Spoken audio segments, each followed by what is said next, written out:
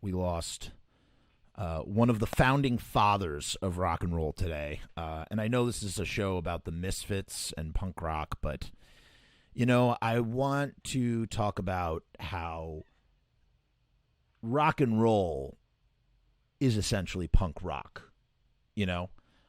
People like to think of it as, I guess what happened is, rock got so bloated that it returned to its roots. And then Jerry only tried to make a whole album about that called Project 1950 and had this whole little booklet where he's like, you see, guys, look, punk rock is 1950s rock. Look at the chords are the same, 3-chord rock, But the original rock and roll was punk, man. All those guys were punks, man. That was the counterculture.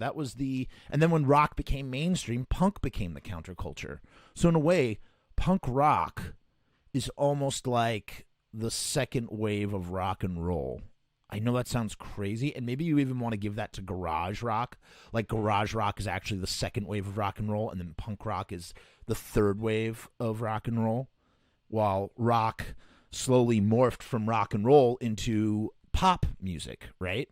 If you think about it, and that started in the 60s, with the Beatles and the Beach Boys and things. It's like, so it went from rock and roll and maybe, and then like surf is like an offshoot of that. Point is that rock and roll is the original punk rock. And Little Richard, one of the founding fathers of rock and roll, who, as Rolling Stone, I'm going to be reading from a Rolling Stone article, so I stay on track, because I don't want to go all topsy-turvy on you guys and, lose my place. And I don't have comments. I can't see the comments right now, so we'll go back. We'll double back over and go over comments after I go through my thing, but I'm just going to shoot straight through so that I stay on topic and on point. But yeah, man, Little Richard, man, Chuck Berry, Elvis, Jerry Lee Lewis, Buddy Holly. These are the original punks, man. Then you got like the singers and crooners. Elvis is also like a singer and a crooner, but you have like guys like Dion and, oh God, what's his name? Who sings Runaway? What the hell is his name? Well, I'm telling you, I'm getting Alzheimer's, man. I'm like losing information. Not the Belmont. No, that's Dion's with the Belmonts. What the hell is his name? Del Shannon. Wow. Del Shannon's a singer. First person to ever cover the Beatles, actually, with From Me to You in 1963, same year that came out. These guys are the original punk rockers. Screaming Jay Hawkins is the original horror punk guy, if you really want to think about it. If you really want to go all the way back and be like, who's the first dude doing creepy death rock, shock rock stuff before Alice Cooper, before anybody, it was Screaming Jay Hawkins. And of course, the Misfits would actually open for Screaming Jay Hawkins the night of Doyle's first show. Doyle was 16 years old, had replaced Bobby Steele without Bobby Steele. Tragically, sadly, Bobby Steele didn't know he was replaced. He shows up with Frank Zappa to see Doyle is going on and not him. Very sad, unfortunate situation that probably could have been handled better. But they opened for Screaming Jay Hawkins, and they had gotten the idea to burst out of coffins or to jump out of coffins from Screaming Jay Hawkins. Screaming Jay Hawkins, with the S, with the sa, Screaming Jay Hawkins, who released his single, I Put a Spell on You, I believe, in 1956. So there's your first, I don't know if you want to call it, what do you call the Misfits? You don't call the Misfits horror punk. Horror punk is the genre that the Misfits birthed, but the Misfits themselves, and they're not, they're kind of death rock, but not really, and they're kind of ghoul rock. The Misfits are their own thing. Yes, they're punk rock too, but they're just their own thing. Spooky rock, whatever. But before them was Screaming Jay Hawkins. He was one of those original guys. And, some of these guys were white and some of these guys were black. And, that was another thing. It's like, not only was it, punk rock to be doing rock and roll, but it was to be, a black guy, doing this new form of music that was, stolen essentially many times over. Won't get too much into that, but it's true. Very true. Tragically true.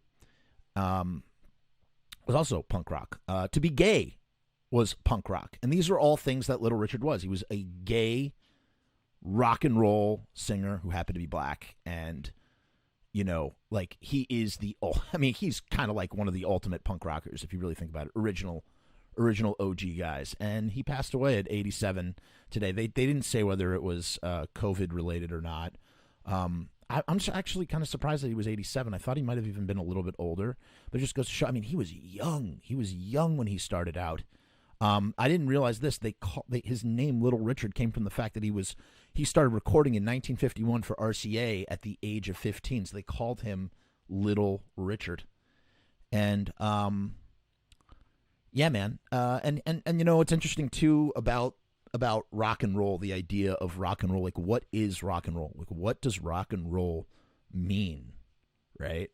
Like the actual term. Does anybody know what rock and roll means? Like when you think about that term, it means fucking. It means sex. That's what it is. That's what rock and roll is. Funny enough. Like, rock and roll is... I'm trying to see these comments here. Do I have any? Can't see shit on this thing. Huh. Connectivity is so bad. But yeah, man. So to rock and to roll, man, is fucking humping. You know, the horizontal mambo, rock and roll, rock and roll.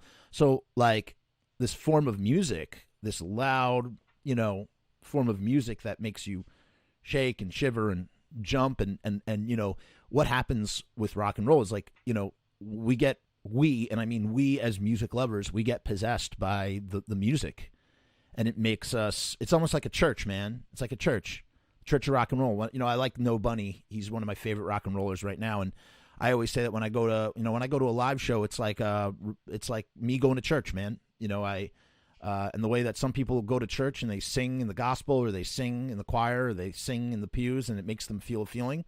I get that same feeling from going to a live show, and so I go to see a No Bunny show. I'm going to the church of rock and roll, man, and that's what the music was doing to the teenagers in the 50s. They were like going mad and crazy, and like they're like, oh my god, it's like the first real counterculture movement, if you think about it. I'm trying to think, because can you think of anything? Does anybody know anything earlier? And in England, over on the English side of things, they had the Teddy Boys, Teds, in the 50s. And that culture kind of like mutated. Those people turned into mods, and then you had skins, and then you had punk and glam. And then you had like neo Teddy Boys, who were like, you know, and psychobilly. And, you know, psychobilly is the revival of the Ted music, you know, through a punk rock mesh, if you will, prism. But it all goes back to this original form of music, and, you know, the fusion of country and blues and gospel and all these different, and folk and all these different things. And at the forefront were these guys, Jerry Lee Lewis and Little Richard and Chuck Berry and Elvis Presley and Screamin' Jay Hawkins and Buddy Holly, and these guys were. And forgive me if I'm missing a couple. I'm sure I am. I'm really doing this off the top of my head right now, for the most part. And so you have these guys, and like they're just sort of like at the forefront of this incredible movement of music. And here's where I'm going with this. You know, so like Little Richard was, you know, not only was he, you know, he was literally singing about fucking. Like the genre was music to fuck to, right? Rock and roll. But then he's like actually like subverting audiences, probably for the first time. Is there an earlier? So I challenge the audience right now, in the same way. I know I'm about to get a lot of flack for saying this, but this is my truest opinion, and we can discuss this further at another point. I think the song Helter Skelter by the Beatles is without a doubt the heaviest song to come out. There was nothing heavier than Helter Skelter in 1968. I challenge you, and people say the Kinks, and people say they bring up some garage shit, but I'm talking about the attitude of the playing. I'm talking about the mania of what's going on. I really think it is the birth of like heavy metal or heavy music in that moment. And in that same way that I think about it like that, here's what I wonder, in the same way that the genre of rock and roll is almost a subversion, people are listening to this music that is a code for fucking, is the song, you have the song Tutti Frutti by Little Richard. and he is subversively singing about a different subject in Tutti Frutti. I should have pulled up the lyrics of Tutti Frutti for a moment. I don't know why I did not do that. Let me see if I can get them up here. And then the Misfits. What do the Misfits do? The Misfits are not subverting things at all, really. I mean, they kind of are. They're singing about things, I guess, sort of symbolically, but everything is. A lot of those songs are face value, like "Return of the Fly," with Vincent Price. Like, I mean, it's like, yeah, literally a song about the Return of the Fly with Vincent Price. You guinea pig. But you look at the lyrics to Tutti Frutti, and this is a shame. So I just typed in Tutti Frutti. Tutti Frutti lyrics into Google, and you know what pops up? And this is just an example of the crime of white musicians stealing music, black music from black people. It says the author is Pat Boone. Everybody knows that Tutti Frutti is by Little Richard. Like, fuck Google. Like, that's such bullshit. But here are the lyrics. Oh, a bop bop a loo mop a lop bop boop. I always think of it, a wop bop a loo lop a lop bam boop, whatever. But I got a gal, her name is Sue. She knows just what to do. I got a gal, her name is Sue. She knows just what to do. I've been to the east, I've been to the west, but she's the gal I love the best. I got a gal, her name's Daisy. She almost drives me crazy. I got a gal named Daisy. She almost drives me crazy. She's a real gone cookie, yes siree. But Pretty Little Susie's the gal for me. So he's singing about gals. But, Tutti Frutti is actually something else. Tutti Frutti is about anal sex, for those who don't know. That is what Tutti Frutti means. That's what he is singing about. When he thought up the song Tutti Frutti when he was a dishwasher in a restaurant, and he would just amusing himself while he would wash dishes. He would just go a wop babaloo bop a wop bamboo, and he started singing about anal sex. And the original lyrics to Tutti Frutti actually go like this. Let me see if I can find them. I just have them open here. Here it is. Here you go. Tutti Frutti, good booty. If it don't fit, don't force it. You can grease it, make it easy. And they cleaned up the lyrics, of course. And then Pat Boone, who was like the squeaky clean wheel, got his hands on the original version of Tutti Frutti and started, doing his own version. And you know what the sad thing is? Pat Boone's version of Tutti Frutti charted higher than Little Richard's. So Little Richard writes the song, makes it a hit, helps to give birth to this genre music, and this fucking fuck Pat Boone comes in, covers the song, and his cover is higher. And I don't know, there's just something like, it just sucks, man. I just think that sucks. I feel like, obviously that money went to Little Richard if he was not getting ripped off by his manager, like many musicians were back in the day. But in the same way that in the 70s, the gay subculture, you had like handkerchiefs in your back pocket because, much like being a punk rocker, if you were gay, you got the shit kicked out of you. And in some places you get killed.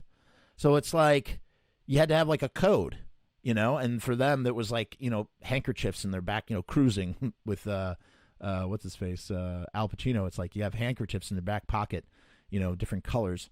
And so in the 50s, here's Little Richard singing about anal sex, and Little Richard was omnisexual, as he called himself, and he was also hardcore Christian, and so he was always at war with himself. Sometimes he was really straight, and sometimes he was really gay. He had a giant pompadour, and and I'm not a huge Little Richard aficionado. I have great respect for him. I know the hits. I don't know all the deep cuts. His recording career kind of died after 1958, but I thought it was fitting to talk about him here, as as an original punk rocker, as one of the first, and the fact that he wrote a song called Tutti Frutti that everybody was singing, across the nation when everybody hated, homosexuality was this terrible sin, and they're all singing about anal sex. And they don't even know it. I just think what is more punk rock than that? You know what I'm saying? Like it's just such an interesting what an interesting time, because the other thing to remember is, that if you were born in the 40s or the 30s, there was a time before rock and roll, man. Like, can you imagine? Like, we were all born after rock and roll. We were born into a world of rock and roll. Imagine that there was a time before rock and roll and that you were one of the originators of that music. My God. My God. I'm trying to think if there's anything else about Little Richard that I want to say, just because, you know, he's dead, and I just think it's really sad. You know, just another legend gone, man. Just all legends, man. I mean, his influence on the Beatles is insane. Like, Paul McCartney's singing style is so influenced by, you know, Long Tall Sally, which they used to cover all the time, and I'm Down, which is a great, just a great B-side, is a complete, like, ode to, you know, Little Richard, and, you know, the way he would sing with that throaty style, and the way that he would, you know, play on the piano. You know, Chuck Berry had the duck walk, and Little Richard would put his leg up on the piano. And, you know, of course, these guys would go on to influence, you know, like Elton John, who was like, you know, in the 70s, Elton John's record sales accounted for 5% of all music sold in the world. Like, I did not know that. I learned that actually from the movie, but I believe it to be true. Point is that I challenge anybody out there to find another song that was a subversion of or that was as subversive before Tutti Frutti. I don't think there is one. I think Tutti Frutti is the first time in pop culture where, you know, guys singing about something that seems meaningless, but he's really singing about gay anal sex. Fucking punk rock. So yeah, there's that. Rest in power, Little Richard. We salute you.